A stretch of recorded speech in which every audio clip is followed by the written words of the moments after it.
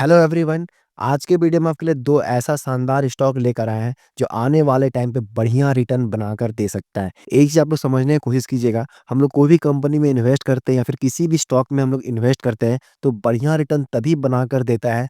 दो रीज़न से, एक तो इसका फंडामेंटल बहुत ही अच्छे तरीके से इम्प्रूव हो रहा हो और स्टॉक हम लोग को सस्ते प्राइस पे मिल रहा हो, यानी कि स्टॉक अपने ऑल टाइम हाई से काफ़ी गिरा हुआ रहना चाहिए, ठीक है? तो अगर ये 2 चीज़ हम लोग को मिलता है तो बहुत ही ज़्यादा गोल्डन अपॉर्च्युनिटी होता है उस स्टॉक में इन्वेस्ट करने का।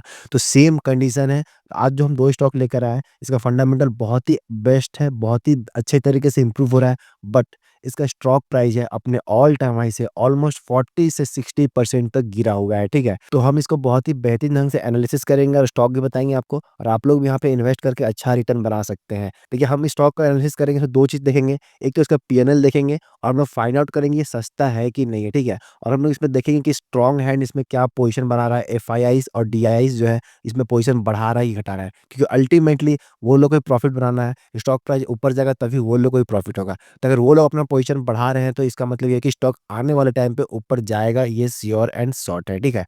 तो चलिए बिना इन्वेस्ट के वीडियो को स्टार्ट करते हैं। देखिए, जो पहला कंपनी हम उसका एनालिसिस करते हैं, उसका करेंट प्राइस चल रहा है अभी ₹2386 का और स्टॉक पी जो है 33.3 का है। ये सस्ता इसलिए है क्योंकि इसका इंडस्ट्री पी देखिए, इस जिस इंडस्ट्री में काम करता है उसका स्टॉक पी कितना 33.2 का है, लेकिन इसका क्या 33.3 का है, यानी कि आस-पास है। यानी कि हम लोग को अच्छा खासा वैल्यू पे मिल रहा है, ठीक है? हम लोग इसे चार्ट में भी देखेंगे कितना डाउनफॉल है, नहीं है।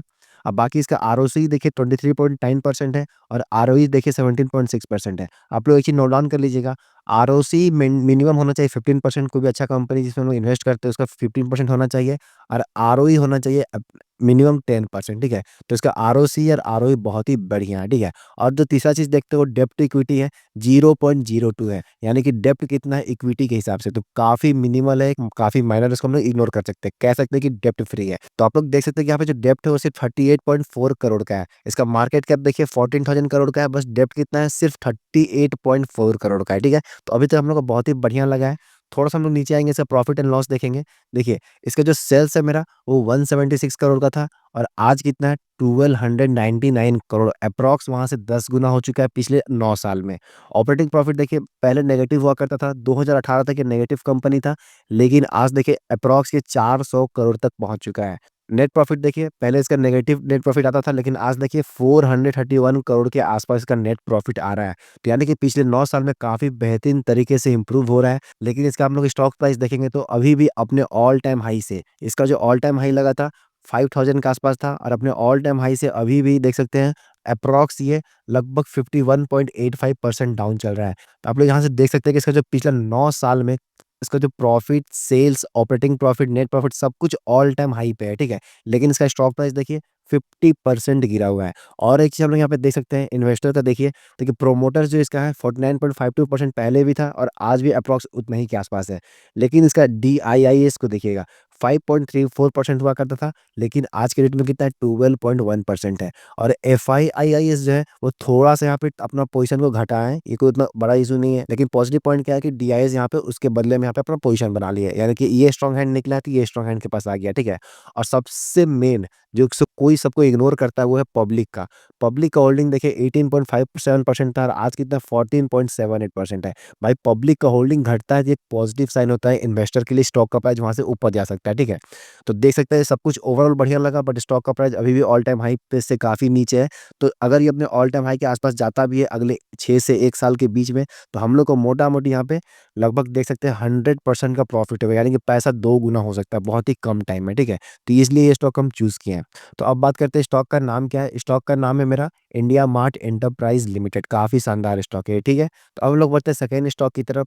तो देखिए ये है मेरा सेकंड स्टॉक का डाटा, कि ये मेरा बैंकिंग सेक्टर का स्टॉक है। इसका करंट प्राइस चल रहा है ₹725 के आसपास का और स्टॉक का जो पी है मात्र 31.2 का है और इंडस्ट्री पी कितना 25.6 का है, यानी कि 25 और 30 अप्रॉक्स मतलब सेम आसपास है, यानी कि उतना महँगा स्टॉक नहीं है, ठीक है?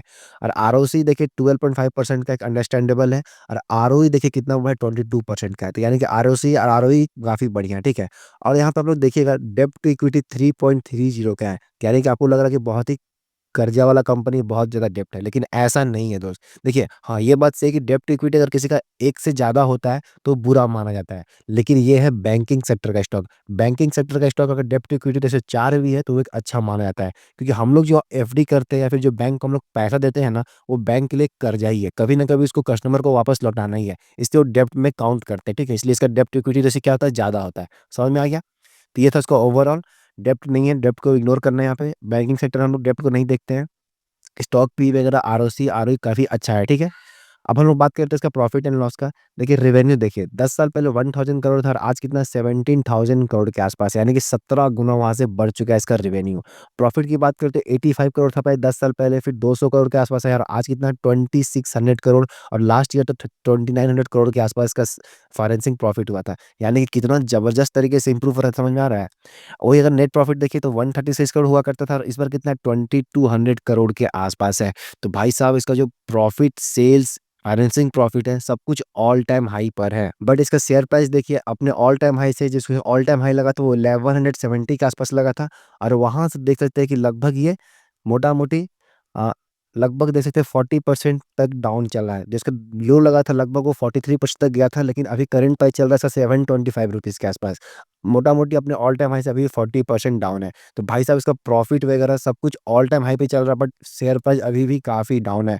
तो ये जिस तरीके से धीरे-धीरे यहाँ पे देख सकते हैं कि इसका लो का लो लग रहा है, इसका यहाँ पे पहला हाई लगा, फिर उसके नीचे इसका लो लगा, फिर ये लगा, फिर ये लगा, ठीक है?